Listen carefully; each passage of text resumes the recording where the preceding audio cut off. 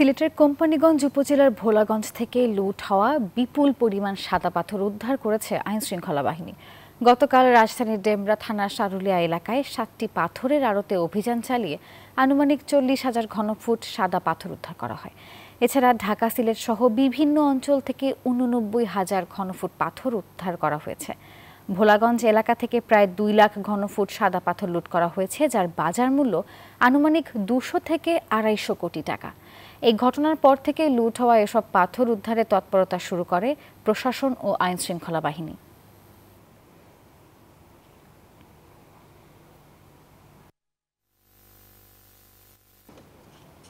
নাফিস, আপনাকে ধন্যবাদ। আপনি জানেন যে যৌথ যে বাহিনীর যে অভিযান সেটা কিন্তু এখনো অব্যাহত রয়েছে এবং আমি এই মুহূর্তে আছি ভোলাগঞ্জ সাদা পাথর যে মূল যে পর্যটন স্পট, সেই স্পটের খুব কাছে অবস্থান করছে এবং দেখতে পাচ্ছেন আমার পেছনে সাদা পাথরগুলোকে উদ্ধার করা হচ্ছে। এবং আমি যদি আপনাকে একটু ক্যামেরার চোখে দেখানোর চেষ্টা করি যে আসলে সাদা পাথরগুলোকে কিভাবে লুকিয়ে রাখা হয়েছিল, দেখতে পাচ্ছেন যে আমি এই মুহূর্তে একটি বালির যে স্তূপ সেটার উপরে দাঁড়িয়ে আছি। সেখানে যদি আপনি একটু বালিগুলো খোঁড়েন তাহলে কিন্তু আসলে প্রচুর সাদা পাথরের সন্ধান পাবেন এবং এভাবেই কিন্তু আসলে নৌকা দিয়ে যে মূল পর্যটন স্পট, সেই পর্যটন স্পট থেকে পাথর উত্তোলন করে, সাদা পাথর উত্তোলন করে সেই সাদা পাথরগুলোকে নিয়ে আসা হয়েছে এই জায়গাতে, এই স্টোন ক্রাশার মিলে, এবং সেগুলো কিন্তু পাথরের স্তূপ তৈরি করে পরবর্তীতে তার উপর বালি দিয়ে ঢেকে দেওয়া হয়েছিল।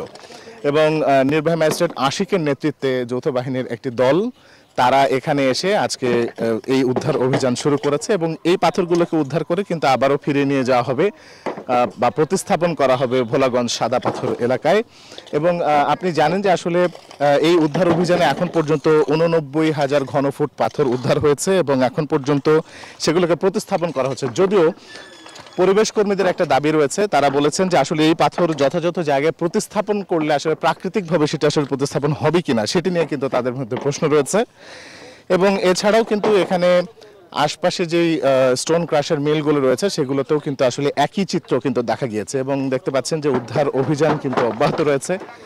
এখন পর্যন্ত প্রথম দফায় 12,000 ঘনফুট, তারপরে 52,000 ঘনফুট এবং সর্বশেষ 89,000 ঘনফুট পাথর এখন পর্যন্ত ঢাকা সহ বিভিন্ন জায়গায় কিন্তু আসলে মূলত কিন্তু